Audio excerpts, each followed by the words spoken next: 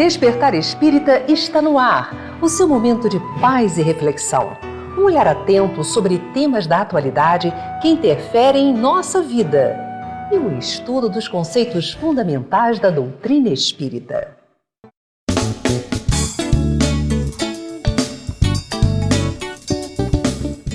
Situações, emoções e opiniões consideradas incompatíveis acabam gerando conflitos.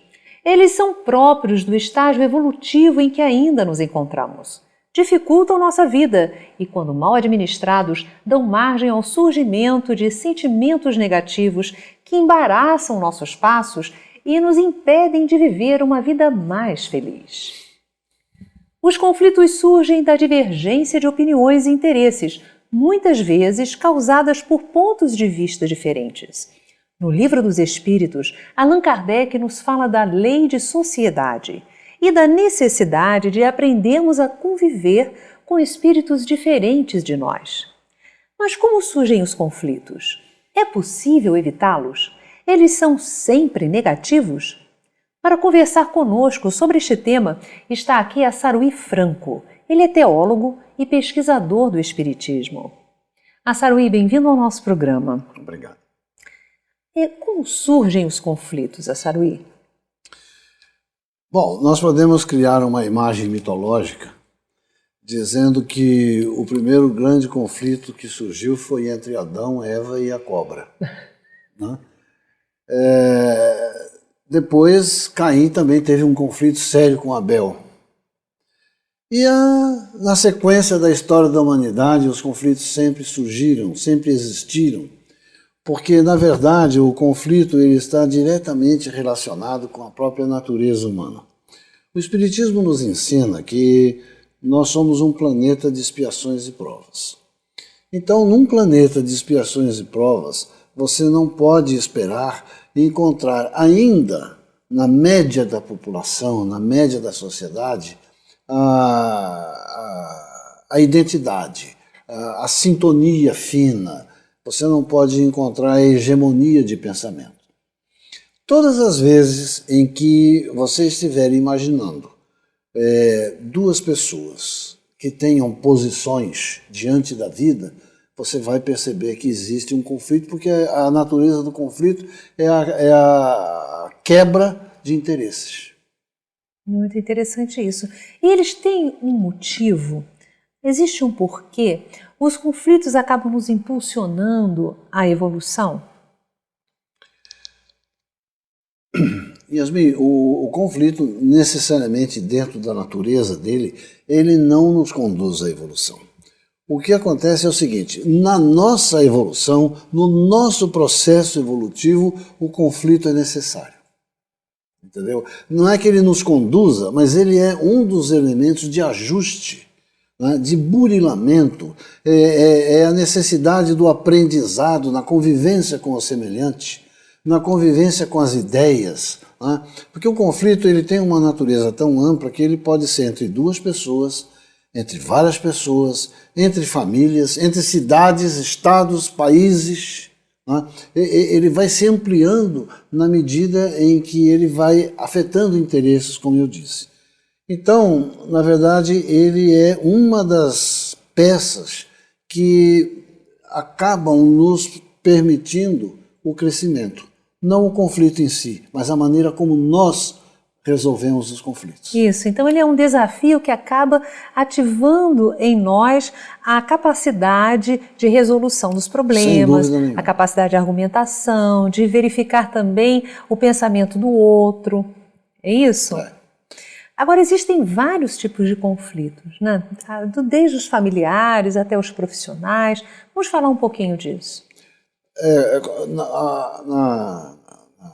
No nosso diálogo anterior, eu estava dizendo exatamente a questão dos conflitos serem entre duas pessoas, entre famílias, serem entre países, cidades. Né? Então, na verdade, nós podemos até didaticamente classificar conflito assim, conflito assado, mas no fundo nós vamos encontrar um tipo fundamental de conflito que chama-se egoísmo.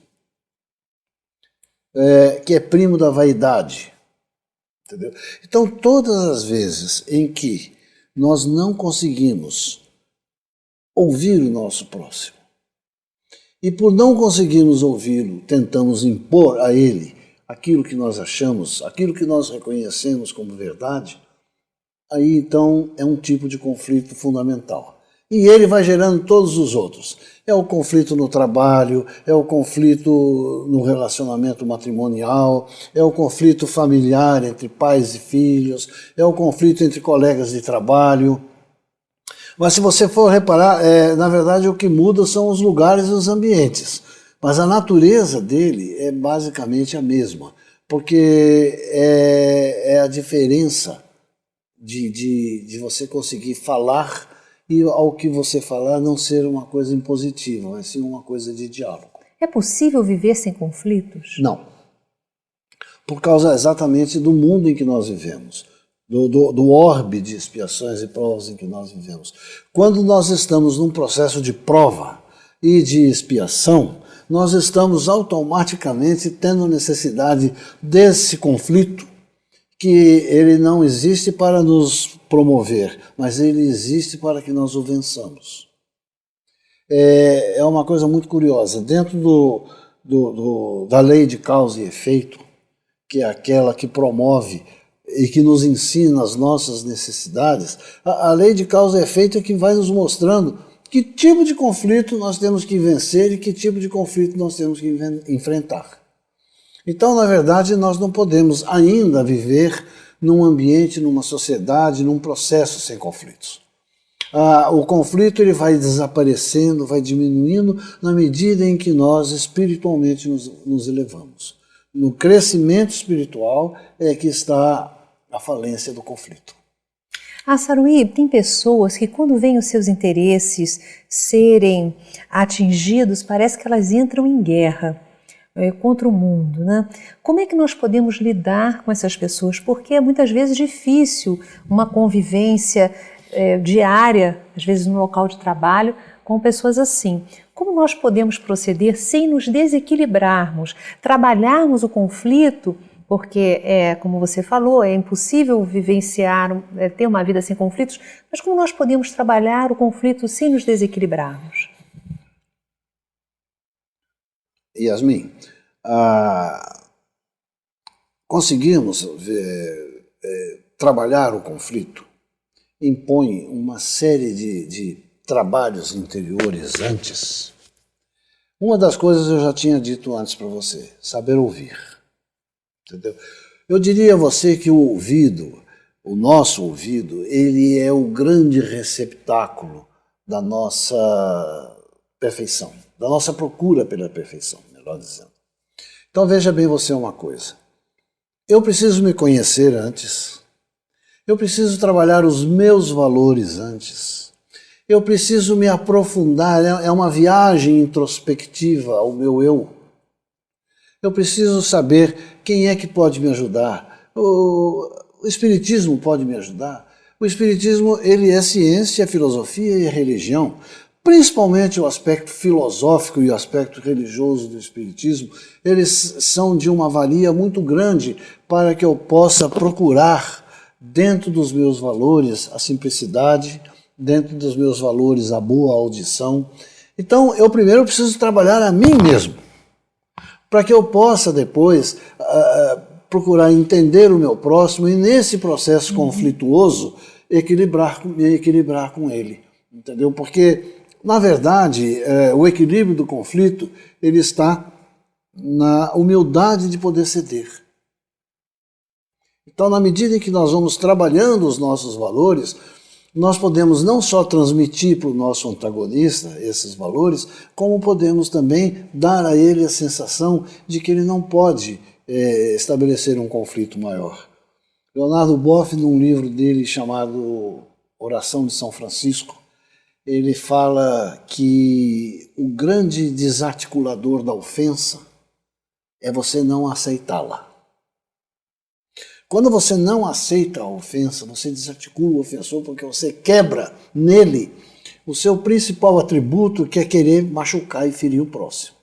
E o que é não aceitar uma ofensa, Saruí? É você não acolhê-la, é você não entender aquilo como uma coisa que lhe magoe, como é você dizer assim, bate em você e cai, entendeu? É você entender, não que você seja superior ao outro, mas você entender que ele é um irmão que ainda não conseguiu chegar até onde você está para não se deixar magoar e não ofender. Você mata, você morre ali aquela cadeia de imperfeições. Você compreende que aquilo não é pessoal contra você, mas que é a forma que a pessoa tem, é o modelo que a pessoa estruturou de lidar com as situações do mundo. É como ela sabe fazer. Entendeu? Então, quando você tem um conflito, e a ofensa, ela está no bojo do conflito também. Né? Então, quando você está no meio de um conflito, e você consegue fazer com que o seu, eu vou chamar de antagonista, porque é a palavra que diz para quando existem confronto de interesses, né? Então, quando você consegue transmitir ao seu antagonista que é muito melhor ele conversar de uma forma equilibrada do que ficar brigando, porque você disse muito bem no início aí, você acaba no conflito, você acaba gerando uma briga, uma luta, uma guerra. Né?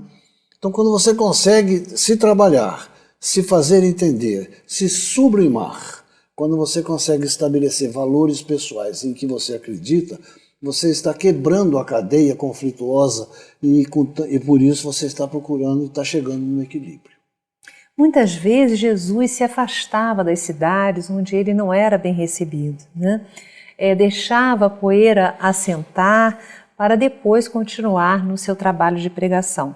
Muitas vezes podemos agir assim, deixar a situação se acalmar, ou é preferível que de imediato nós tentemos um acordo, tentemos neutralizar a situação negativa? Olha, você lembrou de Jesus e eu venho lembrar você Paulo de Tarso. Paulo de Tarso, no seu trabalho, nas suas viagens, né, procurando converter os gentios ao cristianismo, ele foi apedrejado. Ele chegava nas cidades, às vezes eles sabiam antes que ele estava chegando, não deixavam nem ele entrar. Entendeu? E em algumas situações, a postura de Paulo foi do confronto. Não o confronto conflituoso, mas o confronto de querer mostrar que ele tinha alguma coisa para dizer e o que ele tinha para dizer era de valor. Então ele procurava expor as pessoas, mesmo com o risco de ser apedrejado, humilhado. Em outras situações, dependendo das circunstâncias, ele preferia contornar. Agora, é um detalhe muito importante, tanto no exemplo de Jesus que você citou, como nesse de Paulo que eu estou falando, eles não, em nenhum dos casos, a situação não foi de abandono, a situação foi estratégica. E dependendo da maneira como as coisas estavam acontecendo, seria melhor recuar, seria melhor dar um tempo, como se diz no linguajar de hoje, né? É melhor dar um tempo, mas desistir nunca. Então, nós não podemos desistir. Mesmo nas situações mais conflituosas, nós não podemos desistir. Nós temos os nossos modelos, Jesus, Paulo, Francisco de Assis, nós temos Joana d'Arc, nós temos Jan Hus, antes de Kardec, né? Nós temos exemplos dignificantes ao longo da história. Eu talvez tivesse que ter 2 horas de programa só para falar o nome dos que nunca recuaram e, no entanto, exemplificaram. Mas, na verdade, não é um recuar, é um dar tempo. É como se nós estivéssemos reunindo forças, argumentos, para poder, então, entrar com mais vigor, com mais força no problema. Como nós podemos gerenciar as situações observando também não só os nossos interesses, mas o interesse do bem em geral? Na tradição esotérica e mesmo nas grandes tradições da teologia oriental, é muito dito que o melhor caminho é o caminho do meio.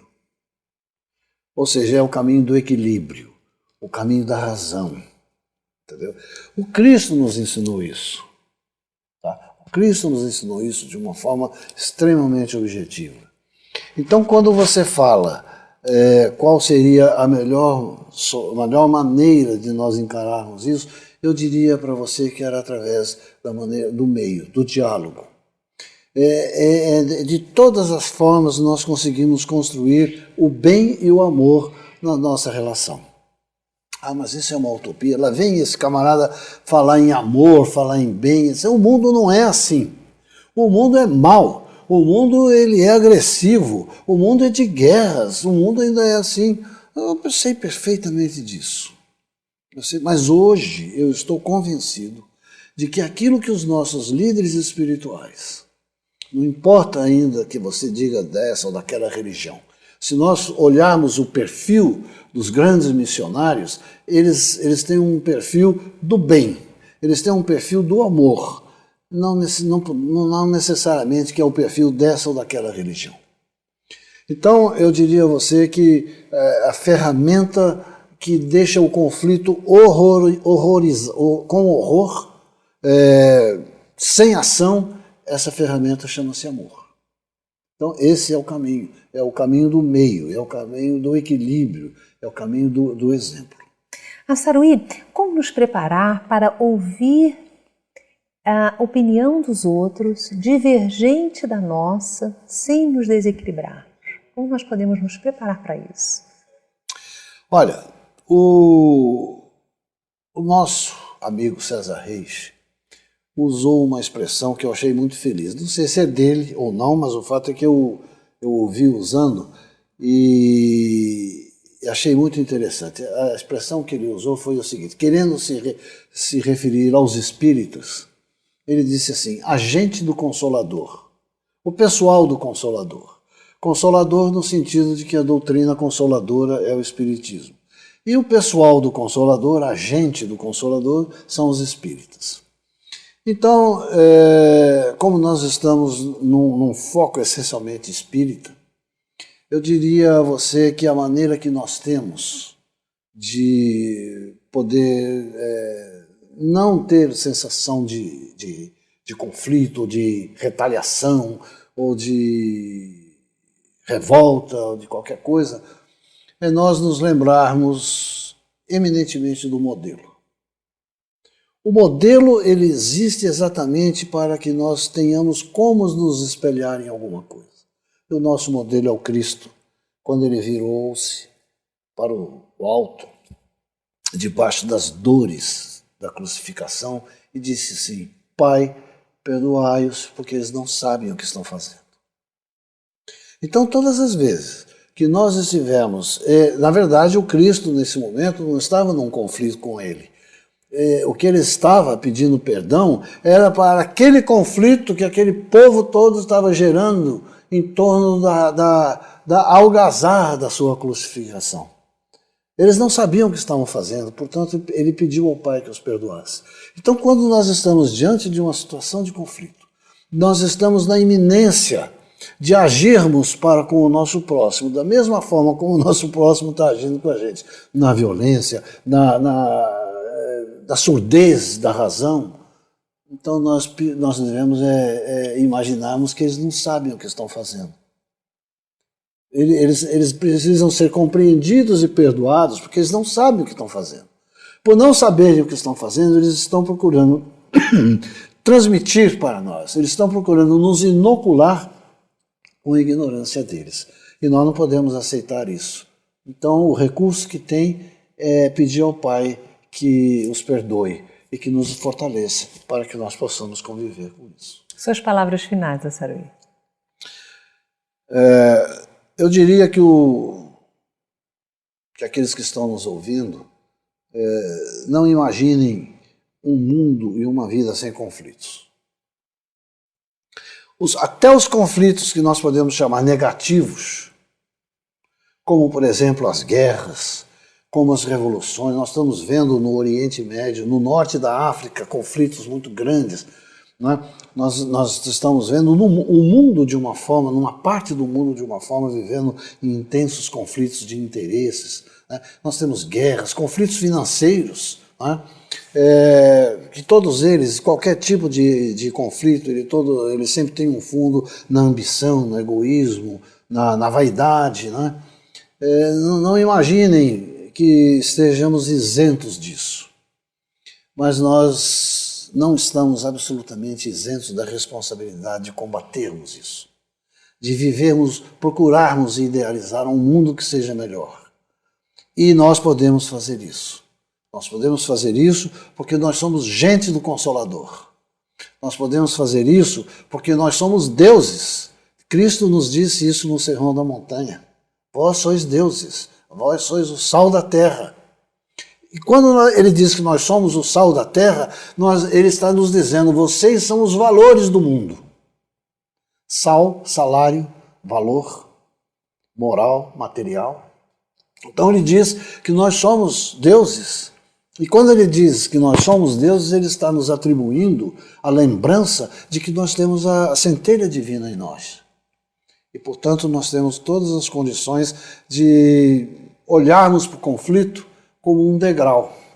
Simplesmente um degrau de uma escada muito longa, que nos vai levar até um nível de perfeição muito maior e muito melhor. Mas nós podemos fazer isso e nós podemos vencer. Obrigada, Saruí, pela sua presença no nosso programa. Obrigado, eu.